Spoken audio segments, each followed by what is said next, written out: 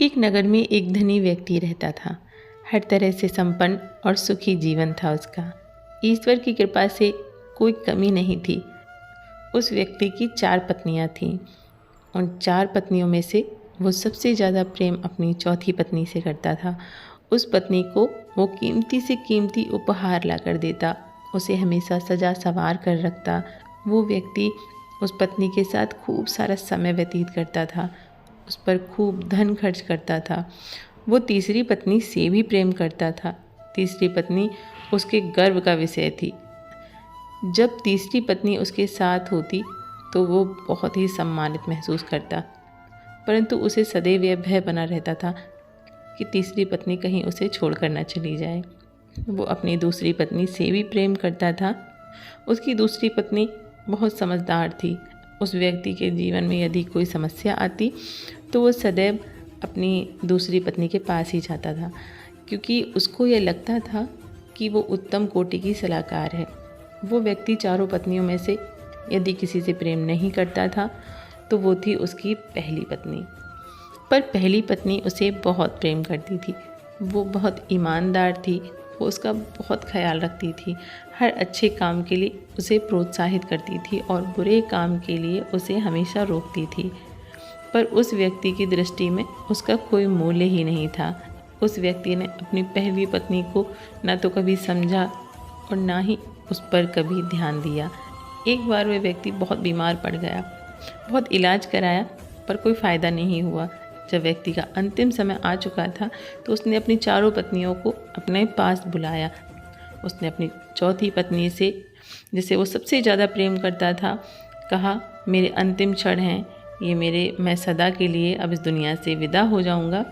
क्या तुम मेरे साथ चलोगी? क्योंकि तुम सदा ही मेरी प्रिय रही हो और मैं जानता हूँ कि मेरे साथ जाने से तुम भी बहुत खुश हो जाओगी। पर चौथी पत्नी ने तुरंत ही उस व्यक्ति को मना कर दिया। वह बहुत दुखी हुआ। अब उसने अपनी तीसरी पत्नी को अपने पास बुलाया और प्रश्न किया, मैं इस दुनिया से जा रहा हूँ, क्या तुम मेरे साथ चलोगी? तीसरी पत्नी ने तुरंत उत्तर दिया, नहीं, आपके जाने के बाद मैं किसी और की हो जाऊँगी, किसी और से विवाह कर लूँगी। उस व्यक्ति का हृदय दुख से भर गया। अब उसने अपनी दूसरी पत्नी से पूछा, क्या मेरी मृत्यु के बाद तुम मेरे साथ चल सकोगी? दूसरी पत्नी का उत्तर था, मुझे आपकी मृत्यु से बहुत ज़्यादा पीड़ा होगी, परंतु फिर भी आपके साथ नहीं जा सकती। मैं केवल आपका अंतिम संस्कार कर सकती हूँ। अब पहली पत्नी, जिसे उसने कभी प्रेम नहीं किया था, वो स्वयं आगे आई और बोली, मैं आपके साथ चलूँगी, आप जहाँ जाओगे मैं सदैव आपके साथ रहूँगी। यह सुनकर उस व्यक्ति की आंखें भर आईं। जिस पत्नी की उसने सबसे ज़्यादा उपेक्षा की थी, वही पत्नी आज उसके काम आई। दोस्तों, हर इंसान के पास ये 4 पत्नियाँ होती हैं।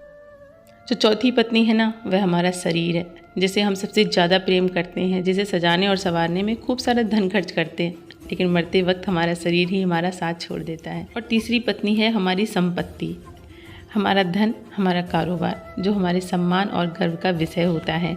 पर हमारी मृत्यु के बाद वो हमारे साथ नहीं जाता, वो किसी और का हो जाता है। दूसरी पत्नी है हमारे अपने, हमारा परिवार, हमारे सगे संबंधी। इन लोगों को बहुत पीड़ा होती है हमारी मृत्यु से, पर इनमें से कोई भी हमारे साथ नहीं जा सकता। ये केवल हमारा अंतिम संस्कार ही कर सकेंगे और फिर इस दुनिया की मोह माया में व्यस्त हो जाएंगे। पहली पत्नी है हमारी आत्मा, जिसकी हम सदैव उपेक्षा करते हैं, जिसकी आवाज़ को हम सदा दबा देते हैं, परंतु वही है जो हमें अच्छे और बुरे का सच में ज्ञान देती है।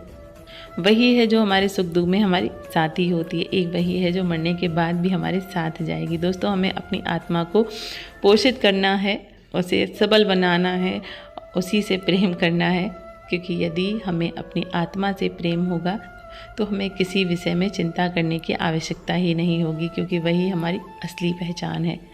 किसी ने कितनी प्यारी बात कही है, किन सांसों का मैं एतबार करूं जो अंत में मेरा साथ छोड़ देंगी, किस धन का मैं अहंकार करूं जो अंत में मेरे प्राणों को न बचा पाएगी। किस तन का मैं अहंकार करूं जो अंत में मेरी आत्मा के बोझ को भी ना उठा पाएगा।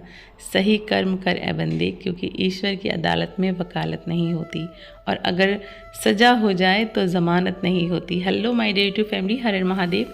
कैसे हैं आप सब? आई होप कि आप सब बिल्कुल ठीक होंगे, स्वस्थ होंगे। तो हम संध्या एक बार फिर से आप सभी का स्वागत करते हैं आपके अपने यूट्यूब के चैनल सान्विका ब्लॉग्स में। और यहाँ होती है बात body fitness, exercise, home decor और हेल्दी फूड्स के बारे में।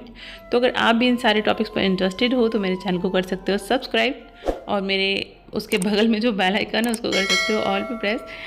इससे होगा ये मेरे आने वाले न्यू वीडियोज़ के नोटिफिकेशन सबसे पहले आप तक पहुँचेंगे। तो अभी आपके सामने बहुत यम्मी आलू भुजिया हम बना रहे हैं गाइस। इसको आलू चोखा भी कहा जाता है बहुत जगह पे। तो बस देख सकते हो आप किस तरह से बनाया हमने। बहुत सिंपल भी है और बहुत इंटरेस्टिंग रेसिपी है ये। सबसे पहले लाल मिर्च को, साबुत लाल मिर्च और लहसुन को हमने थोड़ा सा फ्राई कर लिया ऑयल में और निकाल लिया उसको साइड। उसके बाद राई, जीरा और करी पत्ता से हमने आलू को इस तरह से छोक दिया, और जो लाल मिर्च और लहसुन हमने अलग साइड निकाला था वो थोड़ा सा क्रंची हो गया, उसको कूट लिया। उसके बाद उस कूटे हुए लहसुन और लाल मिर्च को हमने आलू में मिक्स कर दिया, नमक डाला, हल्दी डाली, सिंपल तरह से बनाया और बहुत यम्मी बनता है। तो ये बच्चों का लंच हो गया। यहाँ पे हमने क्रंची से पराठे बना दिए। थोड़ा सा ऑयल ज़्यादा लगता है बट क्रंची बन जाते हैं। बच्चों को क्रंची पराठे अच्छे लगते हैं लंच में, तो बस थोड़ा सा ऑयल ज़्यादा लगाना पड़ता है। तो अभी आप देख सकते हो हमारी गणपति जी की मूर्ति बनाने की प्रोसेस चल रही है, और हाफ मूर्ति जो है बनके तैयार हो चुकी है। सबसे पहले गणपति जी के पैरों को बनाते हैं हम, उसके बाद उनका जो पेट का हिस्सा है उसको ऊपर से रखते हैं। और इस बार थोड़ी बड़ी मूर्ति हम बनाने की कोशिश कर रहे हैं, इसलिए पहले शरीर का आधा हिस्सा बना रहे हैं और थोड़ा सा सूख जाने के बाद ऊपर का हिस्सा हम बनाएंगे, क्योंकि अगर एक साथ बना देंगे ना तो पूरी मूर्ति एकदम से बैठ जैसी जाएगी। गणपति जी का सिंहासन बना रही हैं।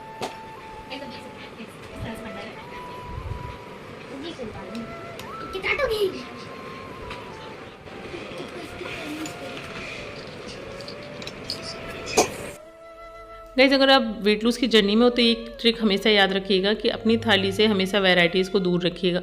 2-3 सब्जी हुई, अचार हुआ, ये सारी चीज़ें मत लीजिए, क्योंकि जितनी वैराइटीज़ होंगी उतना ही आप ओवर ईटिंग करोगे। तो बस सिंपल थाली हो उतना ही अच्छा है।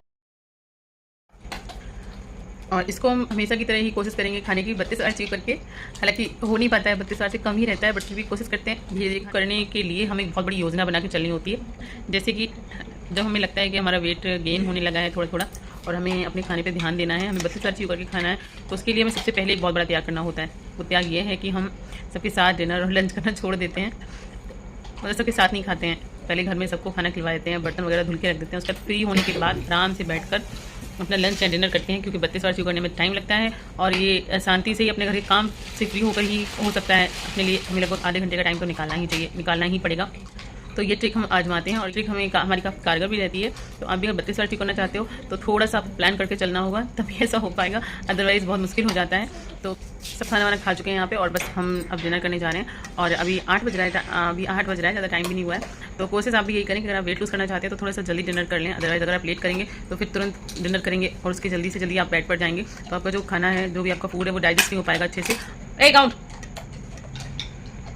आपका जो फूड है वो डाइजेस्ट नहीं हो पाएगा अच्छे से और आपका वेट भी बढ़ेगा, इससे वेट गेन करोगे आप। तो कोशिश करें कि 8 से पहले, 8 के अंदर ही आप डिनर अपना फिनिश कर लें।